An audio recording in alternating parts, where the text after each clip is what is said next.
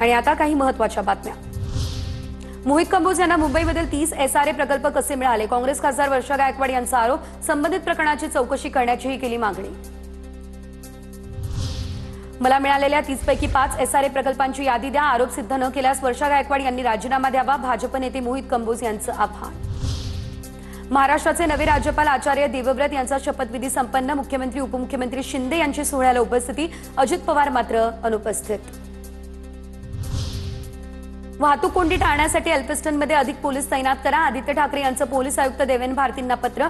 Elphinstone पूल बंद केल्यानं परिसरात ट्रॅफिकचीही समस्या।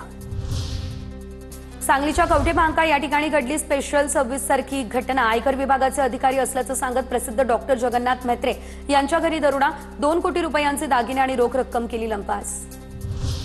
वक्फ कायद्यावरती सुप्रीम कोर्टाचा मोठा निर्णय। वक्फ कायद्यातील काही तरतुदींवर स्थगिती, बोर्डात 3 पेक्षा जास्त सदस्य गैर मुस्लिम नसावे, वक्फ बोर्डाचा CEO मुस्लिम असायला हवा, कोर्टाचा निर्णय। कोकण रेल्वेने प्रवास करणाऱ्या प्रवाशांना एका क्लिकवरती रेल्वे गाड्यांची सद्यस्थिती समजणार। KR mirror, KRCL mobile app सुरू, मराठीसह 4 भाषांमध्ये हे ॲप कार्यान्वित।